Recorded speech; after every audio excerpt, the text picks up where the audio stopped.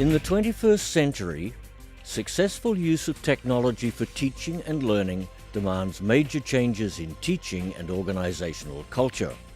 As technology changes, the management organization of universities will have to change too, which will have a tremendous effect on distance education. The following seminar, conducted by Dr. Tony Bates, gives a definition of e-learning and discusses the implications for universities.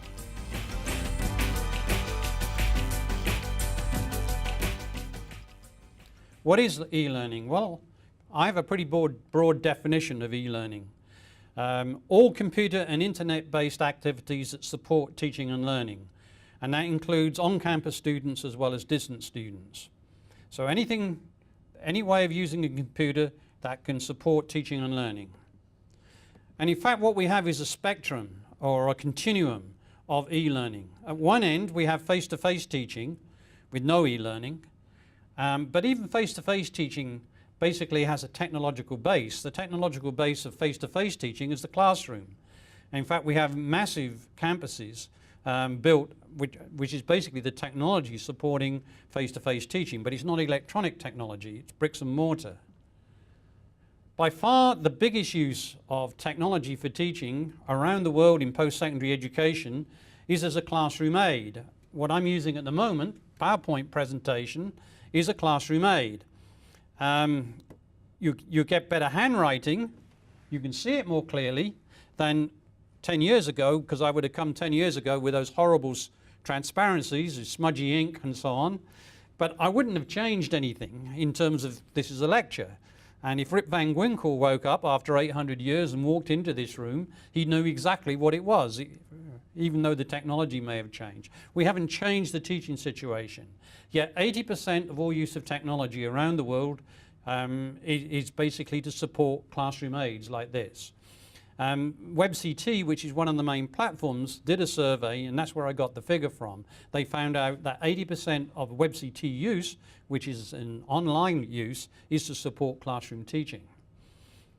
And then we have a number of institutions that have introduced laptop programs. I'm working with one at the moment, Southern Alberta Institute of Technology. In 3 of their programs, business, information technology and energy, students have to bring a laptop to the classroom. But the way that laptop's used, again, does not change the classroom situation. Now, the difference here is that in classroom aids, students don't need to have a computer and can still get through the exams because the WebCT is supplementary, it's not essential. In laptop programs, though, they have to have the laptop because they have to use it in the classroom. But what they use it for is often traditional teaching methods. Then there's a very interesting mode of e-learning, which is hardly used at all, but I think it will be the driver of campus-based use of technology. And I call this mixed mode, where you don't eliminate face-to-face teaching, but you reduce it, and the rest of the time the student spends online. So a typical situation might be, instead of having 3 lectures a week, you would have 1 classroom time a week, and the rest of the time the students are working online. And I'll come to the reason why I think this will eventually be the dominant mode, although it's not at the moment. And lastly, you have fully online distance education, where students don't come to the campus at all. So you have a spectrum of e-learning. For one end, no e-learning at all, and at the end, fully e-learning. And when people talk about e-learning, I often ask, well, what kind? And incidentally, this is probably the most difficult decision a program or department has to make, is where on this spectrum does it want to be in its teaching? And the decision will be driven by 2 factors.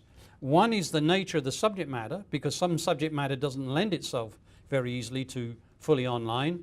For instance, at Southern Alberta Institute of Technology, they teach welders, people who do welding.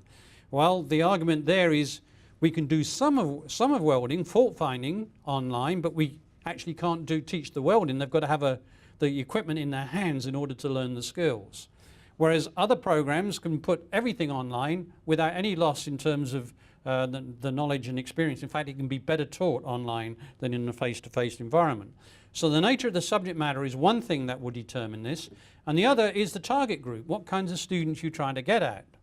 And this comes back to my point about lifelong learners, people who've already been through university, already been on campus, already got a degree, but want to update or improve their knowledge in a particular field or move into another field, distance education and online learning is perfect for them. But an 18-year-old coming out of high school who's not used to independent learning, doesn't really know what subjects they want, comes to university because they want the social companionship of other young people, you've got to introduce e-learning gradually to them. You can't just throw them into it. So the target group is as important as the topic. And we get other terms like blended learning, which is a mix of face-to-face and online. And again, it can cover at least 3 different modes. And then another term sometimes used is distributed learning, which can be both mixed mode or distance education. Why are people moving to e-learning? Well, e-learning supports the skills needed in knowledge-based societies. For instance, one skill that people need now is to be able to find, organize, analyze, and apply information appropriately in their work. It's a skill you can learn by using the computer as part of your studies. You can actually teach the subject matter. In fact, Southern Alberta Institute of Technology now is saying that every student who graduates, will be computer literate in their own subject area. Whether they're a welder or a business person or somebody running an oil field, they will know how to use computers as part of their work. And they'll be computer literate, not just knowing how to do word processing and so on, but for instance, if they're a welder, will know how to do fault finding using a computer in a pipeline. Using technology for learning prepares students for knowledge-based work because you're replicating often in the classroom or even at the home where the student may be working, or in the cafeteria or wherever, the kind of work environment that many of the students will find themselves in a knowledge-based society. And as I said, it's particularly good for lifelong learners. It really suits a lifelong learner. If you've got a full-time job and a family, and you can work whenever you can find the time in the evenings at home, then you keep your family life and you also can study at the same time. If you have to continually commute into the college in the evenings, you're very tired and you're not working at the time you want to be working and you're away from the family. And this then leads to the issue of quality teaching and learning. Where e-learning has been used successfully, it's been driven by trying to achieve certain kinds of outcomes, certain kinds of learning outcomes related to a knowledge-based economy or society. For instance, information management, managing information, critical thinking skills, not just moving the information around, but thinking about that information and how it can be used in whatever work you're doing. Problem-based learning, very successfully used in problem-based learning. The University of British Columbia has moved all its medical program, its doctor's program, MD program, away from what it called information-based to problem-based.